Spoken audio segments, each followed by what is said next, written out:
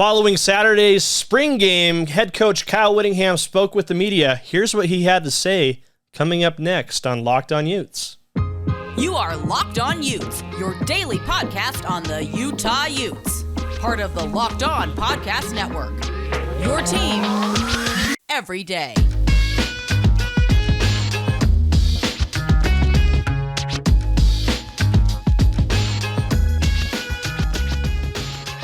Hey everybody, welcome into a special Sunday bonus episode of Locked On Utes. It's good to have you here. My name's Austin Facer. I'm your host, the smart aleck, opinionated, enthusiastic, blah, blah, blah. You know, the guy who does the show.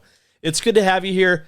This isn't something that we usually do, but I felt like it was necessary. I promised I would do it on Twitter as well, and I'm a man of my word. I've got to do it. So again, thanks for tuning in on Sunday, making the time out of whatever it is you do today. The day's yours. Enjoy your Sunday, but thanks for making Locked On Utes a part of your day and your first listen every day. Locked On Utes is free and available wherever you get your podcasts, including here on YouTube, which is where you can see my pretty face. So if you're listening to the pod, would really appreciate it if you hopped over to YouTube, subscribed. That'll give you the notifications whenever I post a new episode. And it's just good for the show. We're building a community here. I think that's the big thing. So I promised yesterday, after showing the full video of the players' reaction, the players' thoughts in the media room, you know, after the spring game, that I would show what Coach Whittingham had to say. It was a little bit long, so I couldn't include it with yesterday's show just due to time constraints and all that. He talked for about 12 minutes afterwards. I think everybody in the media room, myself included, did a really good job of covering the bases, asking a lot of questions that I'm sure you as a fan would like to ask Whittingham at this point in the season. Obviously, you still got a lot of time before the Utes season opener at Florida on September 3rd. But I thought everything that Whittingham had to say was really valuable. So I'm just going to play the entire thing right here on this bonus episode. First, though, we got to pay some bills. I want to thank our sponsor, Athletic Greens. They've got a product I use literally every day. Here's the truth. Here's the reality. I'm getting up there in age. I'm going to be 30 this summer. That's terrifying to me. And I'm starting to pay for a lifetime of incredibly poor eating habits. I need more energy. I need more gut health. More life, you know? And Athletic Greens is the product that's doing it for me. With one delicious scoop of AG1, you get 75 high-quality vitamins. You get some minerals, some superfoods, probiotics, something called adaptogens, which I have no idea what it is, but it's great. It makes me feel good, and it starts my day off right. Here's the thing about Athletic Greens, too. It's got less than 1 gram of sugar, no GMOs, none of that nasty, yucky stuff you don't really need. It costs you less than $3 a day. It's an investment in your health, and it's cheaper than getting a coffee or whatever it is you feel like you have to do.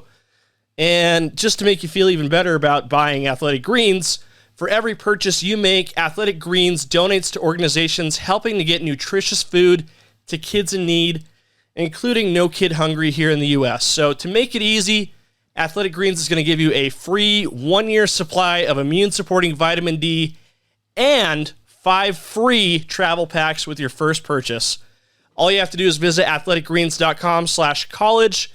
Again, that's athleticgreens.com/college. Take ownership of your health and pick up the ultimate daily nutritional insurance. Here we go. Here's Coach Whittingham following the spring game.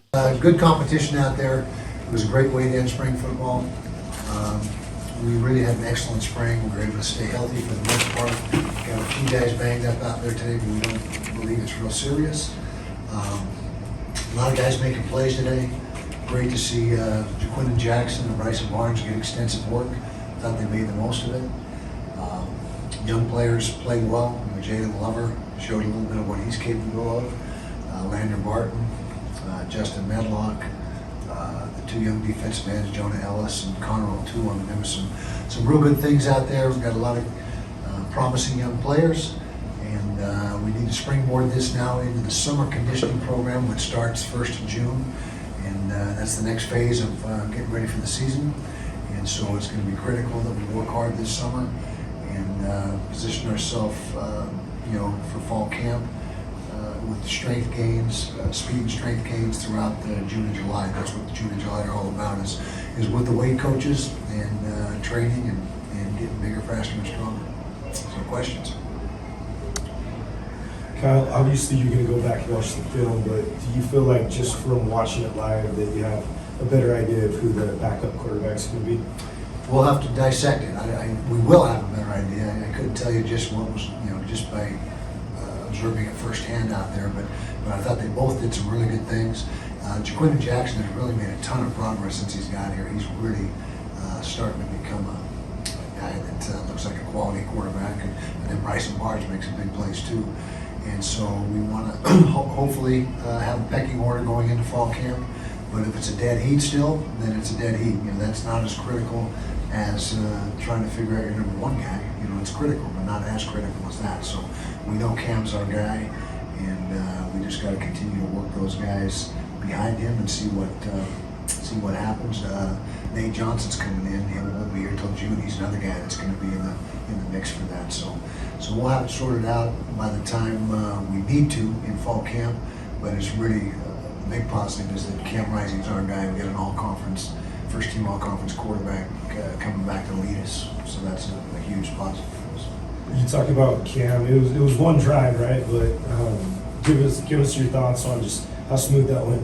Very smooth. He was sharp. I think you saw Vele catch a couple balls from Devon, and him have really started to develop a good chemistry together. We had 2 or 3 receivers that didn't play today. And we have 3 or 4 that are coming in this summer that will add to that group. And so, but what Cam did was exactly what we had hoped and expected. Came in, engineered a touchdown drive, made it look easy, and that was his day's work. We knew that was planned. It was going to be a one series and then let the other guys play. What does that do, having a player like Devon Vele emerge and providing that presence on the outside? What does that do? It's big. It's big. It's big for Cam. So you got a guy that is, a guy that you have great chemistry with. That's not to say that Soloine is another guy that Cam and him have a good rapport with one another as far as on the field. And so, if Devon can stay healthy, and if he can continue to make the plays that he made all spring long, just carry that over into fall camp and into the season, he could have a big year for us. Obviously, he's got great physical tools at 6'5". What kind of advantage does that give you on offense? Well, big advantage when you go up for those contested balls, and he's not only 6'5", but he's got great body control. It's one thing to be 6'5", and be able to go up and outmaneuver people for the football because your athleticism is at such a high level as well. That's a great combination and a great weapon as a wide receiver to have that size and that acrobatic ability. And he's got great hands. He hardly ever drops a ball. But his challenge has been to stay on the field consistently and stay healthy. And he was able to do that all spring, so that's a great start with that. Seems like there's a higher maturity level with the freshman, Jalen Lowe, and the rest of the guys. You just talked about their willingness to work in the off season. What does that do for you in the program? Well, first of all, it shows their maturity by being able to take care of their academics and get it done early. That doesn't. Everyone's not able to do that, so they had the wherewithal and the determination, the drive to get that finished and join us early, which is a huge advantage. You get an extra semester of schooling and winter conditioning and spring football prior to your true freshman year is a gigantic advantage. And so those guys have all those freshmen that came in early: Carson Tabaracci, Lander, Justin Medlock, Jalen Glover. I think there are 1 or 2 others that I'm not thinking of right now, but Tyler Canuck from Brighton. But it's such a big advantage, and where we are with linebackers and losing Devin and Nephi and needing that position to develop, it was huge for those 3 guys, those 3 linebackers, to get in here early and get started on the development. Timeout. Really sorry to do this. I've got to pay another bill here. I want to thank our sponsors, Built Bar. Built Bar, you've probably seen their billboards all over town. I know I do. I live in Sugar House, so when I drive on I-80, get onto I-15 to go downtown, I see Built Bar billboards all over town. You've probably seen those puff bars, the things with the marshmallows. These things are ridiculously good. But here's the thing. You might think Built Bar, oh, they're just a protein bar. This is something that's healthy and doesn't taste good for you. Not true at all. Here's how they do it. These bars are made with 100% real chocolate. They've got some crazy good flavors. They've got churro. Churro? What? Churros aren't candy bars or protein bars. What's going on with that? Coconut marshmallow, banana cream pie. So good. You're going to love this stuff. They're not only good, though. They're good for you. Somehow they blended 100% real chocolate with some kind of ancient recipe to throw in a ton of protein in there. There's very little carbohydrates, not a lot of sugar. I don't know how they do it, but at Built Bar, they are all about the taste. They make it taste delicious first, and then they figure out how to make it healthy. I don't know how they do it, but they pull it off every time. Here's an offer I've got for you. Go to built.com. Use the promo code LOCKED15. That's LOCKED15 and get 15% off your order. Again, that's LOCKED15, LOCKED15. Get you 15% off. Sorry about that break. Let's jump back into the rest of Coach Whittingham's comments. Kyle back here. Week 1 of spring ball, we talked about how it was time to focus on each player's fundamentals. Now, spring game, it's over. Spring is over. Do you think that you guys got what you wanted out of spring camp when it especially comes to those fundamentals for each guy? Without a doubt. We saw virtually every player in the program get better fundamentally and technique-wise, and that's what you'd expect. They're out there 15 practices, and so if you're not getting better, then there's something you're not doing right. But we felt like we got that accomplished. That is always the objective in spring football, well, nearly always is, and the primary objective is to get each player fundamentally and technique better than when we go into the season or into the spring ball. And we came out and we feel like we did that, as well as get some separation at some of the positions, to be able to get a pecking order that really can carry into fall camp. What's your thoughts on the status of the defensive secondary? Are they where they need to be, or what work needs to be done? I think we will be. I really believe we will be. Fabian Marks and Zemiah Vaughn still not with us. Clark Phillips wasn't out there today. He's a little bit banged up from spring, nothing serious. But all those guys will be ready for summer conditioning on June 1st when everything gets going. And so I think in the final analysis, we're going to be pretty good in the secondary.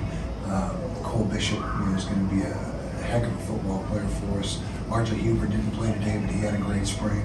And so I think that we've got plenty of talent back there, and we just got to get those guys to come together and gel in fall camp so we're ready. There is no easing into the season. It's down to Florida in the swamp, game 1, and so it's not like we have the luxury of having things develop and going through some growing pains early in the year. We've got to be ready to go right from the get. Offensive line has seen a variety of players playing across the different positions. How confident are you that you're going to have your starting 5 set when fall camp rolls around? Very confident. We have, right now, we've identified about 8 guys that are absolutely ready to play that were with us in spring. That doesn't include Jaron Kump or Paul Miley, who were not available in spring football.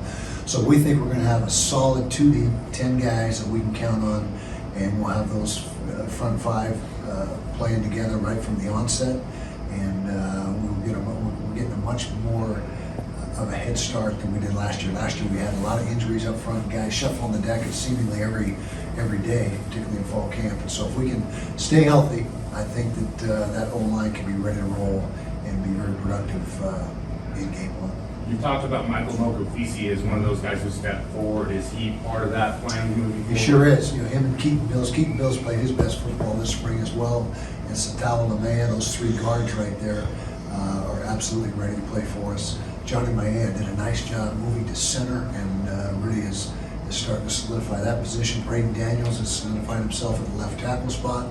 Falcon Kamatule had a really good spring at right tackle. Now Jaron Kump will be back this fall, and that's a position he's played. So again, we feel like we're going to have 10 quality guys with a couple guys extra that are going to continue to develop. So we will probably travel 11 or 12 offensive linemen. Kai Cope had a pretty good day today. He did. What were your thoughts about the way he played? Yeah, he's continuing to come along. He's a guy that has a lot of upside. He's got a big body, 6'2 plus, 205 pounds, and really a physical receiver. and he's smooth, and he's got very good hands. And so he's made steady, continued progress since he set foot on campus, and he should be ready to help us out this fall.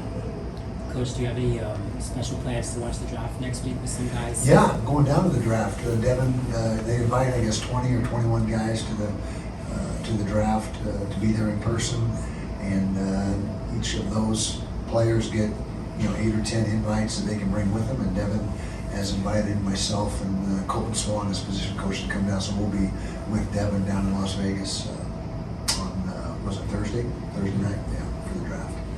How excited are you to just kind of see where Devin lands? Very excited. Yeah, I remember we had the conversation this time last year.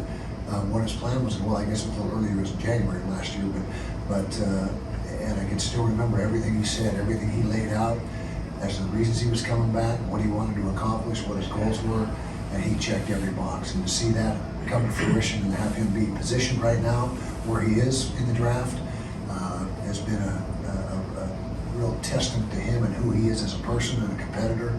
And you talk about a guy that had a vision, had a plan, and followed it to a T, and that's Devin Lloyd. Where do you think he should fall in anymore? Best case scenario is inside the top 10. Most likely scenario is probably 10 to 20, and I don't see him going past 21 or 22. That's my own opinion as far as the first round goes. The football side of spring is over. Now it's on to the administrative side with the transfer portal deadline of May 1st.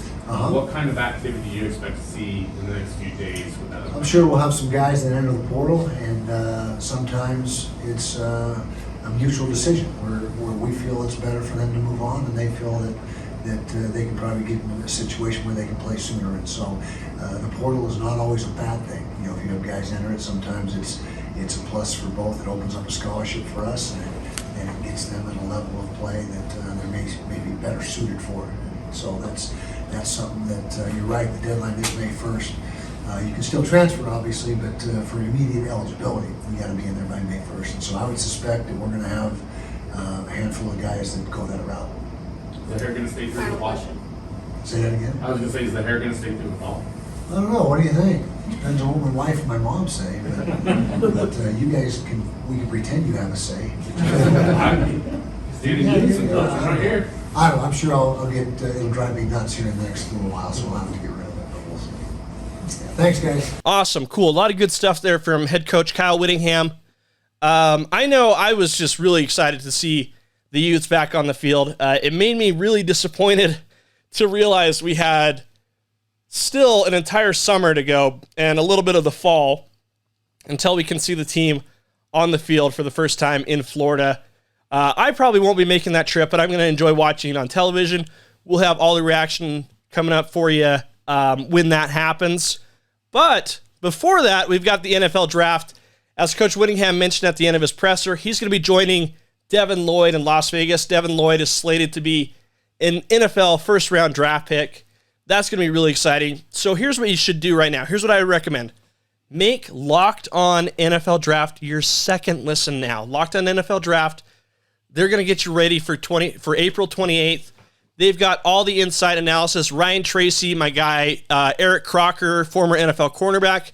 They're bringing the NFL draft to life every day with insight and analysis on college football prospects and a look behind the curtain at NFL front offices like Locked On Utes and everything on the Locked On Podcast Network. It's free and available wherever you get your podcasts. Thanks for tuning in. Hope you enjoyed this bonus episode. We'll see you tomorrow.